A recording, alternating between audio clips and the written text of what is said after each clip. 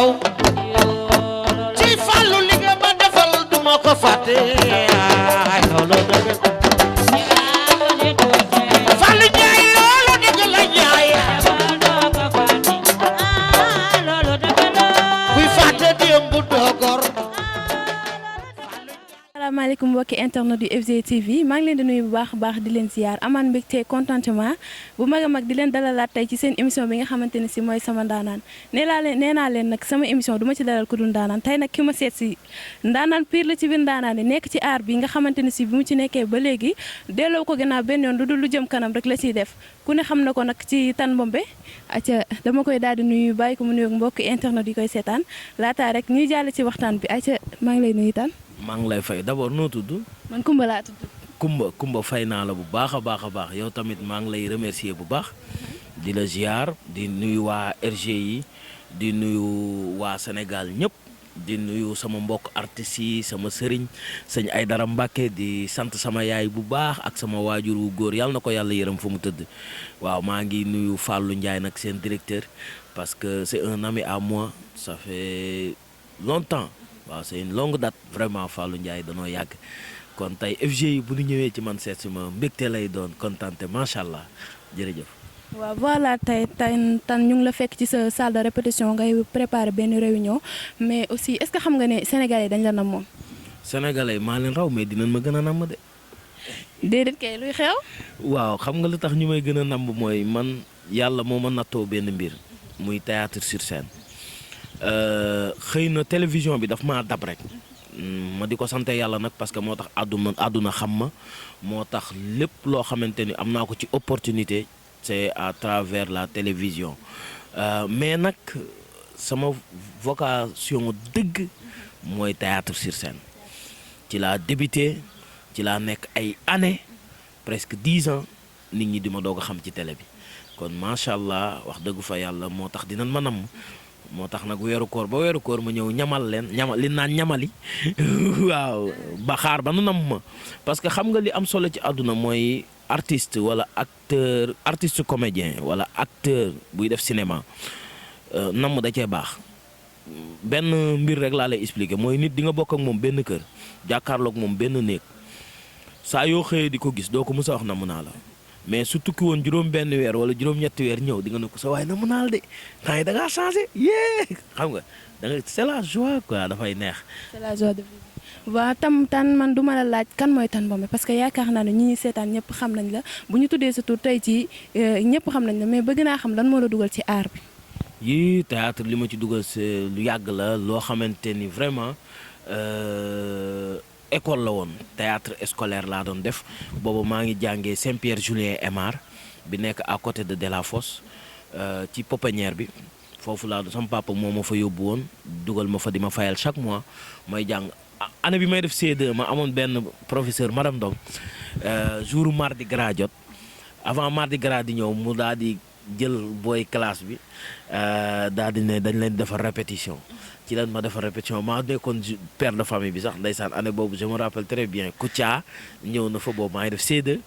ak ñu bari ay artistes yu ñu fa invité woon man maa ubbi woon cérémonie bi ci benn sketch boo xamante ni ci mardi gras lay wax macha allah foofu nag la ma affaire bi duggee bi mu ma duggee virus bi fa la ma duggee daal bi mu ma duggee dama daan def chaque année may jógee fii di dem di vacances yi Mbàkke wala Diourbel am benn ASC bu nekk Diourbel bu ñuy wax Pape Diouf ak benn ASC bu nekk Mbàkke bu ñuy wax Bokk Jom li ma la wax c'est en 97 année boobu je me rappelle ci la maam Abdou génn àdduna ñu jël ma may jouer ci compétition nawetaan yi théâtre ba yàlla dogal ma dem ba def BFM ma bàyyi école daal ne sama papa ne ma loo bëgg a def ma ne ko damaa bëgg a def théâtre mu ne ma théâtre tax nga yàq sa jàng ma ne ko waaw mu ne ma demal yàlla baax na yàlla dina la ci dimbali waaw sant yàlla noonu daal laa duggee ci théâtre quoi. mais bi nga bàyyee abandonné école ñëw dugg ci li nga xamante ni si moo di art bi est-ce que rëccu nga li nga ci doon duggee. non rëccuwu ma ko nag sérieusement rëccuwu ma ko parce que am naa ci loo xamante ni aw ma ko woon. dem naa ci foo xamante ni yaakaaruma woon ni dinaa dund ba dee te dinaa fa dem aussi may na ma yenn opportunité yi may na ma yenn xam-xam yi may ma yenn xalaat parce que ku xam aar xam ni mbir la moo xamante ni dafay yokk doomu aadama mais du ko wàññi loolu nag sunu maam Senghor rek moo ko xamoon parce que nee na la culture c'est du début et à la fin de tout développement kon vraiment awma dara lu ma ciy réccu waaw maa ngi sant bu baax yàlla sunu borom di sant les acteurs culturels vraiment ñëpp samay xarit la ñëpp jàppale nan ma vraiment maa ngi sant ñëpp macha allah. bon yaa ngi sant yëpp yaa ngi gërëm ñëpp yéen mbokki internet di ma leen di fàttali rek ne tey ki ma dalal ci sama émission bii di sama ndaanaan di leen fàttali rek mooy Tan Bombé ci bëgg naa xam ne ku ne xam ne milieu art bi y a des hauts et des bas te aussi bi nga ci duggee ba léegi ñàkkul nga gis ci lu la metti mais lan moo la ci gën a touché. lu ma ci gën a metti quoi. loo xam ne moo la gën a touché lii metti na la. loo xam ne saa yi ma ko xalaatee rek waaw bari na xëy na peut-être dama ciy lim benn rek. mais bari na loo xam ne parce que ñun boo xoolee gis nga aar booy doog a démarrer day metti trop da ngay dem spectacle joué ba pare ñaar dërëm doo ko am da ngay dox ay kilomètres comprendre nga mais xëy na peut-être réussite bi tay la bari na loo xam ni peut-être li ma ci gën a metti nag mooy ba ma dëkkee sama kër famille bi ma ñëwee Géejawaay ki nga xamante ni mooy Mamadou Camara ñu koy wax Kamu Lees moom bi ma ñëwee Géejawaay moom laa xam ma dem këram mu dugal ma ci troupe CFA plus may ànd ak ñoom di théâtre mais li ma ci gën a naqari mooy bi ma demee ba sama kër sunu kër gi ma dëkk muy sunu kër famille amatuma fa woon yenn gëdd yi à cause du théâtre parce que boobu dama bàyyi lépp ne damay def théâtre des fois dama daan toog ci añukaay bi sax ndax daaw ma am lu ma ndékkee añ jot ma ni tëf bool ba ñu di ma gaaruwaale mu jigi nag affaire bi dem ba énervé ma dem Baxdaat ndeysaan dëkk naa fa presque 1 an et demi ci benn pantre di fay 5000 maak sam benn xarit toog lu yàgg duma gis sunu waa kër ba sama yaay benn tabaski jot parce que dama daan def chaque tabaski ma koloo benn xar yóbbul ko benn tabaski jot sama yaay toog di jooy ma woo leen téléphone di leen baalu ak sama yaay na ma ñibbisil ci kër gi ñëwal ma ñëw loolu nag doon na anecdote bu ma metti sax boo xam waaw jaar la mais métier bi moo demee noonu parce que nit ñi duñ la nangul au début mais boo demee ba ci biir yàlla ubbil la ci ay bunt incha allahu rabbi ñëpp dina nangu macha allah. macha allah li nga nettali léegi rek mën naa ne ci sa jaar-jaar la bokk mais ñi nga daan àndal ñooñu ana ñu léegi sa débuté carrière. waaw ñu ngi fii parce que ñoom ngay àndal ba léegi. non mënatuma ànd ak ñoom parce que xam nga àdduna bu dee dox mbir day dox mooy kenn ku ci nekk fi mu toll yaa ngi ci sa chemin pour développer ci li nga nekk jot amatul. ñëpp xam na ni kenn ku ci nekk takk nga jabar yor nga kër te dépense rek doon na loo xam ni course la doon na loo xam ni vraiment mooy moo tax ñëpp ñàkk jot man boog merewu ma ci kenn merewu ma ci parce que bu ñu gisantee day mel ni waaw li fi newoon moo fi ne ba léegi sérieusement bu ñu gisantee wax dëgg fa yàlla namantikoo gi sax dafay doy waar mais daal nan doon àndee non loolu mënatul nekk parce que d'abord ña ma doon àndal fa ma dëkkatuma fa léegi dama sori comprendre su ma xëyee maa ngi ci ay business des fois sama waa kër pour ñu gis ma sax problème la bañ na ko ba dama naan képp ku may làqatu demal suñu kër nga toog ndax pour ñu gis ma rek problème la waaw kon mais tamit ñooñu maa ngi leen di jaajëfal di leen nuyu de passage parce que bu yàggul rek muy samay ami d'enfance nag laay wax bu yàggul am na ci koo xamante ni ci la génn àdduna muy Cheikh Tidiane Mbaye nga xam ni moo ko Pam Mbaye mbër mooy magu Pam Mbaye mbër kooku bi nu amee 7 ans ñoo dala ànd ba dafa créer benn groupe ami d'enfance même pas 2 semaines mu gaañu waaw même pas 2 semaines te vocal bi moom mujjee déglu ci moom jour bi muy gaañu ci ngoon gi ci suba gi la ko dugal wallahi ban ne dañuy def benn yendut bu ñuy décentraliser dans les maisons ku nekk sa kër xarit mais ñu ne ko yow yaa njëkk aye parce que yow yaa créé lii nangam ak nangam ñu jàpp dat ne dimanche bi ñëw bis topp ca àjjuma bi ñëw ci la gaañu voilà c'est ça mais daal ñoom ñëpp muy Cheikh Tidiane Pape Mbokke muy Cheikh Gueye Fallou Géwal ah ñoom ñëpp maak ñoom wax dëgg fa yàlla ñoo débuté ndoo temps booy mais bu dee ci carrière théâtre aussi maa ngi débuté ndoo ak ñoom Leyti Fall ñoom ñoo ma ci jiitu quoi mais seen troupe laa njëkk a jaar ak ñoom Kayre Diop ci ñoom laa njëkk a jaar ci théâtre dem ba créé benn troupe bu tudd Sedd Ker man maa ko créé woon booba ku ñuy wax Njaay Neex muy Keps booba moom mu ngi toppandoo saa neex parce que Sanekh mu ngi ñëw en 2005 la ko Sénégal commencé xam moom muy imité Sanekh ñëw seet si ma jël troupe boobu ne ko dañuy ñëw léegi di répéter seen kër moom it wax dëgg fa yàlla démb rek ku seetaan sama statut gis nga ay vidéo am muy def promo bu mag ci festival bi nga xam ne moom laay waajal waaw. waaw festival bi xam naa dinañ ci wax après mais ñëw ñi nga doon wax ne ñoom nga débuté ndool seen carrière est-ce que yaa ngi am ak ñoom ay coordonnées. waaw mooy li ma la wax peut-être ñi ma débuté ndool ay Kayre Diop daal laa xam ne maa ngi moom ñoo débuté ndool mais ñu ci bari dañ cee fekkante waaw dañ cee fekkante parce que ñu ci bari bi may théâtre guñ mais dama ñëw di ànd ak ñoom comprendre mais ba tey ñu ngi déggante mooy li ma la wax ku ci ëpp importance mooy Kebs muy Njaay Neex góora kooku parce que li ma def ak moom defa nu ma ko ñu bari mooy moom laa la wax léegi man la mooy jouer léegi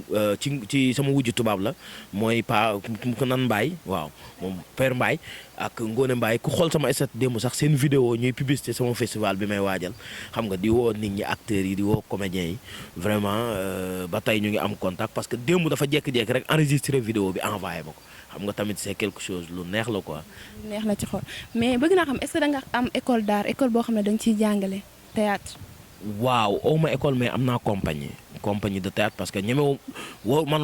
doonu ma nit ku war a ubbi école parce que je n'ai pas ces diplômes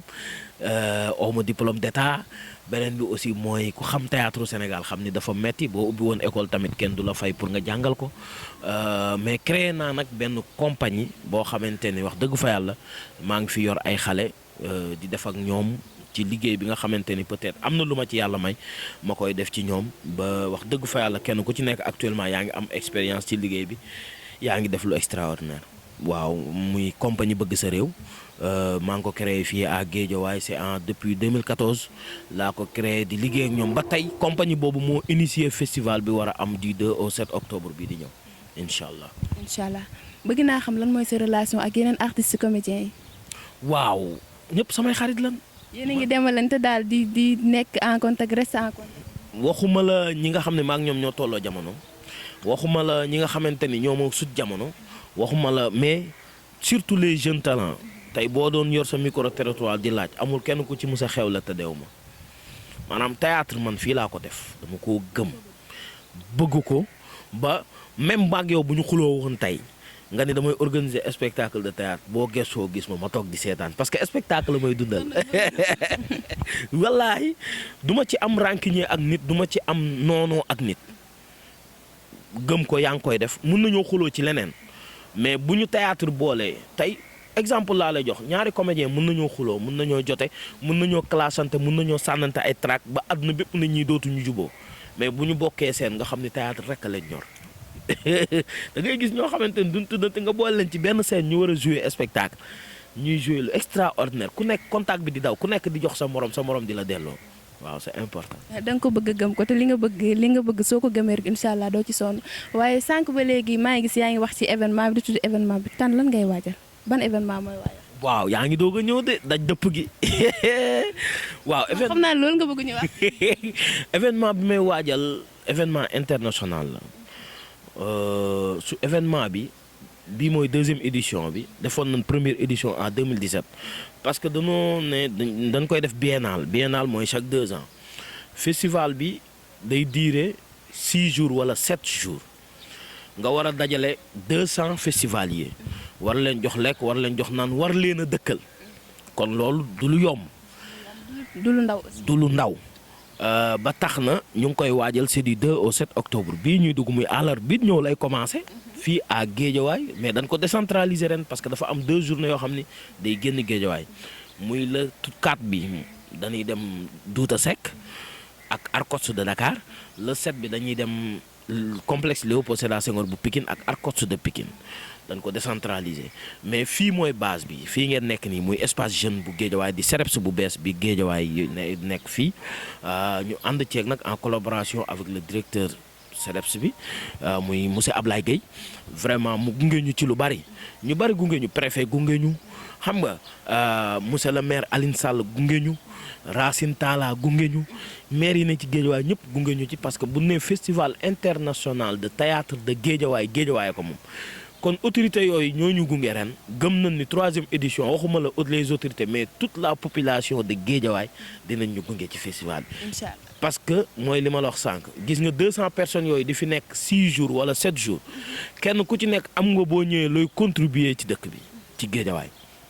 ndax di nga gis ko dugg ci boutique jënd tàngal di nga gis ko dugg ci boutique jënd dàll di nga gis ko jënd saabu te loolu day contribuer ci économie dëkk bi kon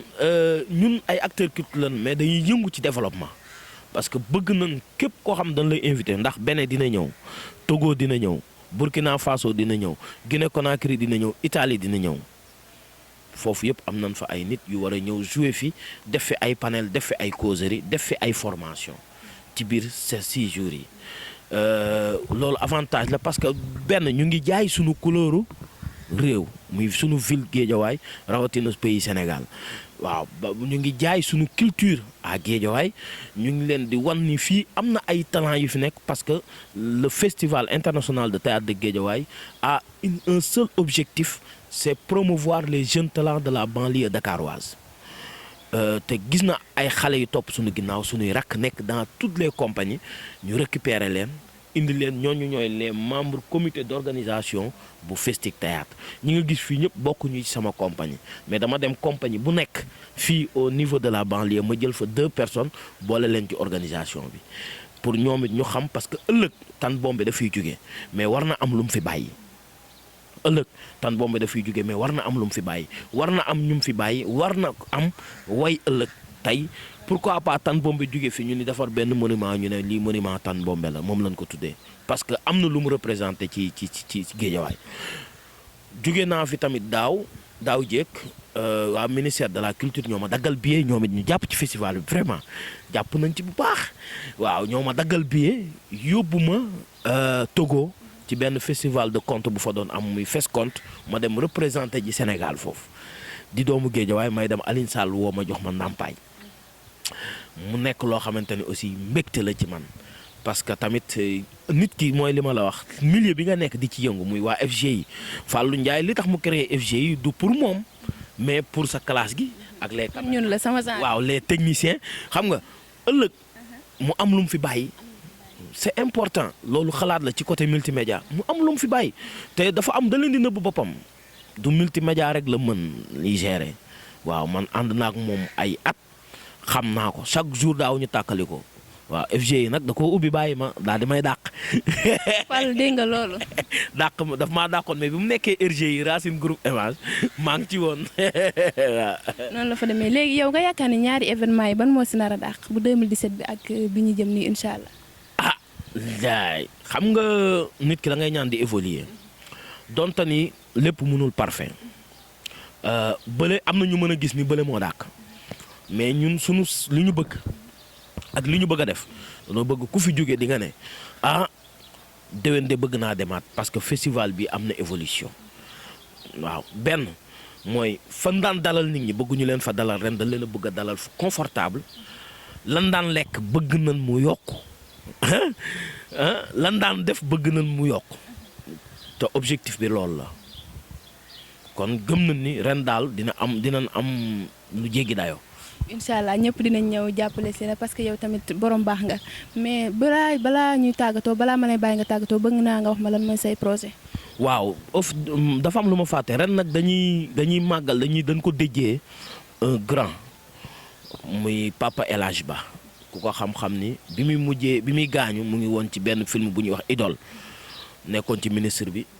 dëkk fii Géejawaay yàlla dogal man ma am lu ma taataan ci moom lu bari ndax. nekkoon naa ci moom këram def naa fa 8 mois di liggéey ak moom ci théâtre ma am lu ma bénéficié wu ci moom xëy na nag jour ji nit ñi dinañ xam lien bi ma boole ak moom waaw sama papa la sama xarit la woon vraiment moo tax ren moom la ñuy rendre hommage ci festival international de théâtre de Guédiawaye bii ñuy def muy Festic Théâtre projet yi mu ngi ñëw ñu ngi ci parce que am na benn festival bu war a am États-Unis ñu koy wax Happy Awards mu ngi war a am mois de novembre incha allah am na yaqin ni war nañ ca dem représenter Sénégal ak suñuy quelques membres ci compagnie bi ñu ngi ci dans les démarches yàlla na ko yàlla sottil beneen bi aussi mooy am naa sam benn artiste boo xam ne dañoo nekk di liggéey actuellement ci benn projet boo xamante ni lutte contre la délinquance lay liggéey ñu koy wax Mbol Cissé mu yor benn projet bu mag ci loolu te li ma gën a neex mooy man dama nekk di defar ay projet pour la compagnie nga gis samay artistes kenn ku ci nekk di defar projet pour sa bopp comprendre parce que gis nañ man ni may doxee ñoom ñu ne non yoon bi nii la defar na projet bi ba pare mu ngi ko war a jouer dans toutes les communes de Guédiawaye ci kàttanu yàlla nan ñaan yàlla États-Unis bi festival boobu sotti dina dem dina ñëw te dina liggéey ci projet boobu parce que bëgg na ko def fii à Guédiawaye projet boo xam ne aussi dafay amaale benn film court métrage boo court métrage bi après mu continuer spectacle bi mu nekk loo xamante ni vraiment lu ministère de l'intérieur war a jàpp la lu direction de la police war a jàpp la parce que bind nañ leen te dañuy soxla la police dañuy soxla auto police dañuy soxla prison dañuy soxla tribunal waaw te loolu yëpp dafa war a nekk ci documentaire maanaam court métrage bi war a am ci film bi ci kii bi ci spectacle boobu mu nekk benn monologue de 45 minutes moom kese moo koy jouer sur scène 45 minutes loolu bu ko defee rek man mën naa ni man Tan Bombé objectif bi ma amoon ci xale yi réussir naa ko beneen projet tamit ak bëgg sa réew ba tey muy benn pièce bu ñuy wax Kusunu ak le pêcheur aveugle yàlla dogal ñu bind ko ñu nekk ci benn projet pour bëgg ci def benn tournée nationale ginnaaw buñ ko joué Grand Théâtre ba pare ñu bëgg ci def benn tournée nationale mais loolu yëpp day dugg ci planningu 2020 incha allah lan bëgg a def loolu festival bi ñëwaat nag 2021 waaw mais daal 2020 bëgg nañ def projet yu bari même bëgg nañ def challenge culturel citoyen Sénégal wala Guédiawaye ça dépend ñu ngi ci daal incha allah. ayca ñoo ko déggandoo ayca Tan nag ma lay bàyyi nga tàggu mbokk internet yi toogoon di la seetaan à travers la FG TV. waaw maa ngi tàggu ñëpp muy mbokk internet yi di leen wax ne leen da leen seetaan FG yi da leen dugg di abonné di seetaan di j'aime di commentaire.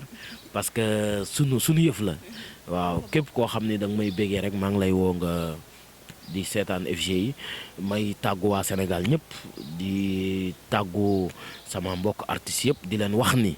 maa ngi leen di invité yi ñëpp ci Festic Théâtre bi muy festival bi cérémonie officielle bi nag le 2 octobre la avec la présence des autorités de Guédiawaye et partout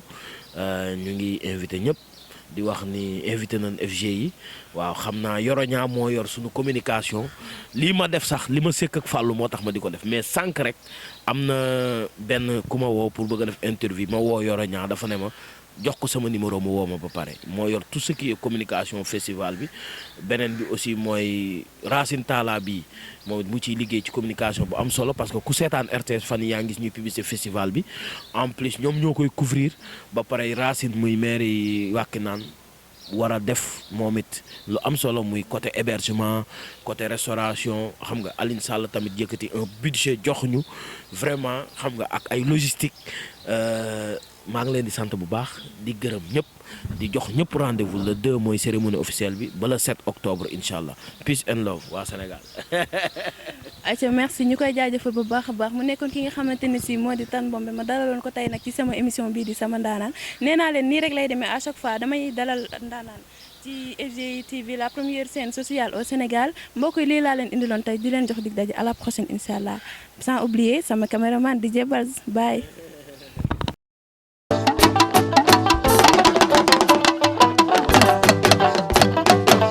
bi lay teraanga du ndaw